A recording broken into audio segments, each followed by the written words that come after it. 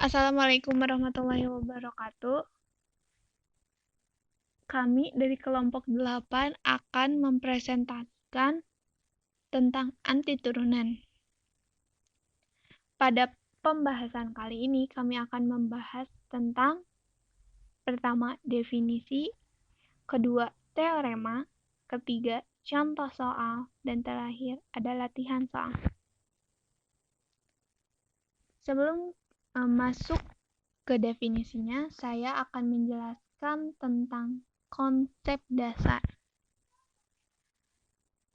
Bagaimana konsep dasar integral itu? Nah, sebelum mengenal konsep dasar dari integral, kita harus mengetahui terlebih dahulu konsep dasar dari turunan, yaitu dimana saat fx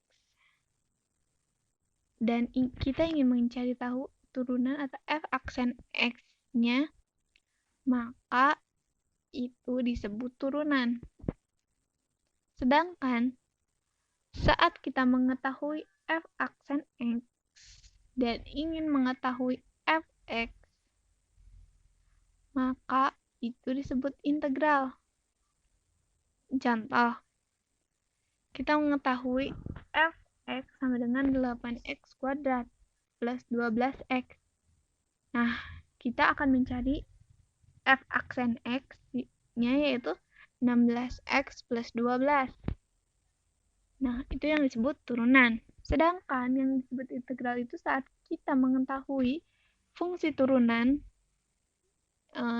seperti contoh yaitu fungsi turunannya atau f aksen x-nya sama dengan 18x kuadrat.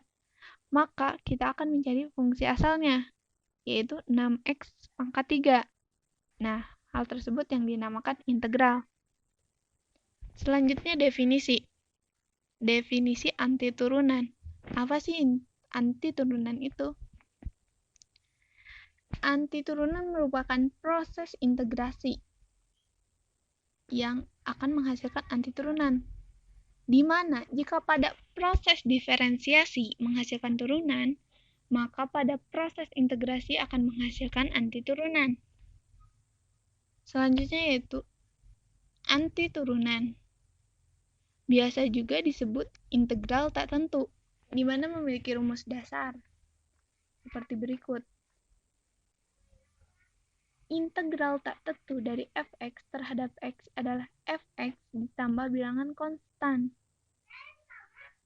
di mana integral dari tak tentu dari dx menyatakan operasi anti turunan.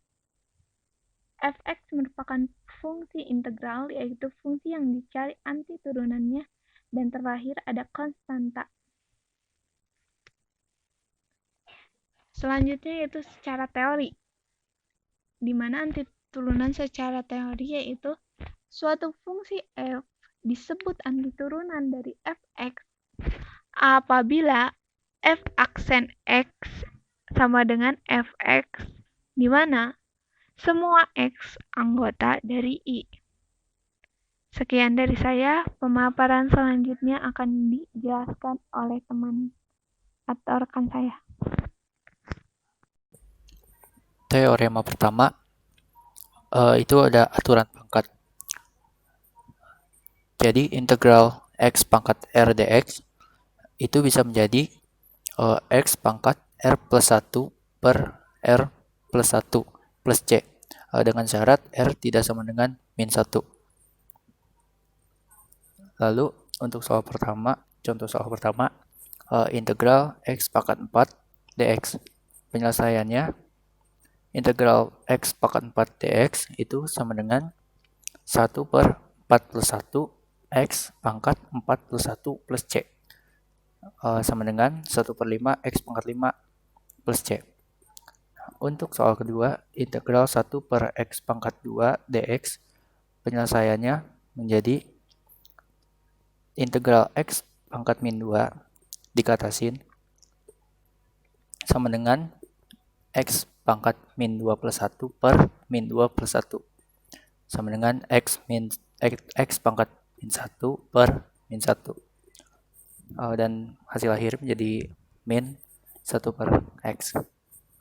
Untuk teorema kedua, integral tak tentu sin X cos X, yaitu integral sin X dx sama dengan min cos X plus C. Dan integral cos X dx sama dengan sin X plus C. Untuk contoh soal pertama, integral sin 5x dx, penyelesaiannya itu kita misalkan dulu 5x menjadi T. Lalu integral sin 5x dx sama dengan integral sin T dt. X-nya berubah menjadi T. Sama dengan integral sin T per 5 per 5. Lalu bisa dikeluarkan per 5-nya menjadi 1 per 5 integral sin T dt. Sama dengan 1 per 5 min cos T. Sama dengan lagi 1 per 5 min cos 5x. T-nya itu dirubah menjadi 5x. Dan hasil akhirnya menjadi cos 5x per min cos 5x per 5. Kali ini saya akan membahas tentang teorema yang ketiga, yaitu kelinearan integral tertentu, di mana integral k fx dx sama dengan k integral fx dx, atau integral fx plus minus gx dx sama dengan integral fx plus min integral gx. Kemudian saya akan masuk ke contoh soal yang pertama. Itu soal integral 2x dx. Penyelesaiannya yaitu pertama, konstantanya dikeluarkan dari integral. Jadi integral 2x kuadrat dx menjadi 2 integral x kuadrat dx. Kemudian x kuadrat dx-nya itu diintegralkan. Jadi x2 tambah 1 per 2 tambah 1 tambah c. Kemudian dikalikan ke dalam konstanta menjadi 2x pangkat 3 per 3 plus 2c. Karena konstanta c-nya tidak diikut sertakan, maka dihilangkan menjadi 2x pangkat 3 per 3 tambah c. Kemudian masuk ke contoh soal yang kedua tentang teorema yang ketiga. Soalnya yaitu integral 2x min 5 kurang muka x kuadrat min 5x tambah 14 kurung tutup pangkat 6 dx. Penyelesaiannya itu bagaimana gx diperumpamakan sebagai t dengan nilai t sama dengan x kuadrat min 5x tambah 14. Kemudian turunan dari gx yaitu 2x min 5. Kemudian integral 2x min 5 kurung buka x kuadrat min 5x tambah 14 pangkat 6 dx menjadi diperumpamakan menjadi integral T6 dt.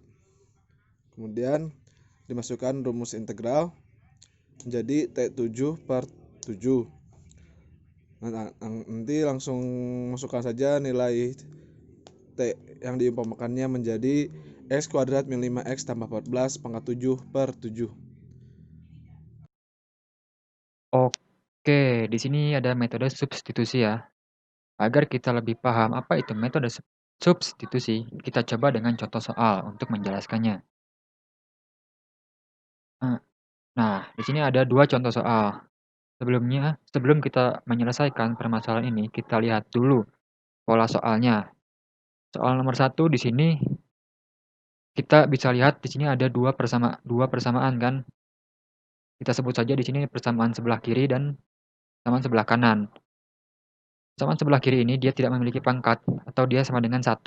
Sementara yang sebelah kanan dia memiliki pangkat 6. Dan yang kedua, dia polanya adalah trigonometri. Oke, kita langsung saja ke pembahasannya.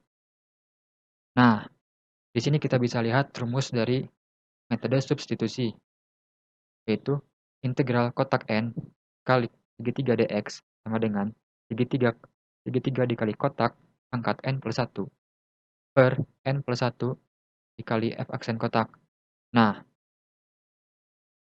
kita coba lihat soal di sebelah kanan kita. Sebelum menjawab soalnya, sebelum kita menyelesaikan permasalahannya, kita tentukan dulu yang mana kotak dan mana yang segitiga. Bisa kita lihat di rumus sebelah kiri kita ini, kotak itu memiliki ciri dia ada pangkatnya ditambah 1. Sementara yang segitiga tidak ada. Sehingga kita bisa masukkan persamaannya. Nah, di sini penyelesaiannya kita bisa lihat bahwa 5x kuadrat tambah 1 adalah segitiga. Sementara 5x pangkat 3 ditambah 3x dikurang 8 pangkat 6 itu kotaknya ditambah pangkatnya kan ditambah 1 jadi 7.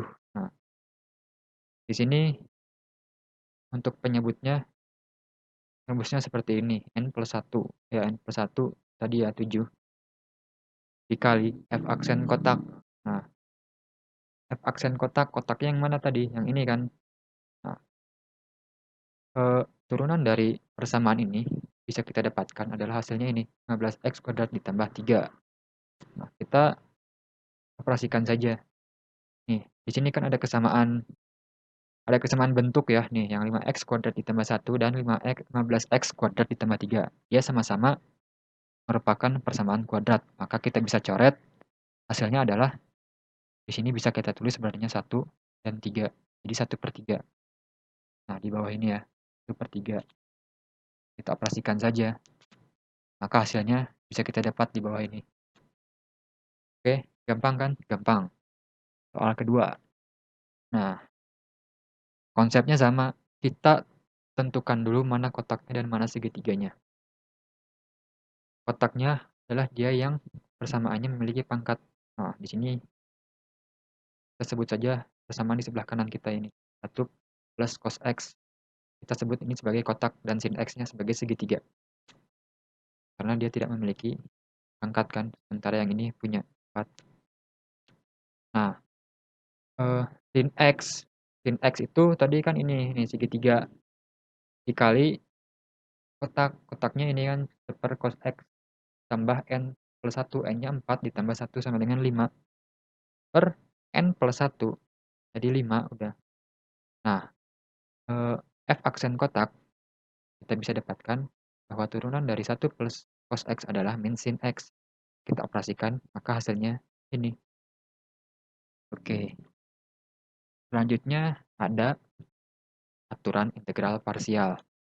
Di sini bisa kita lihat bahwa rumusnya adalah integral UdV sama dengan UV dikurang integral VdU.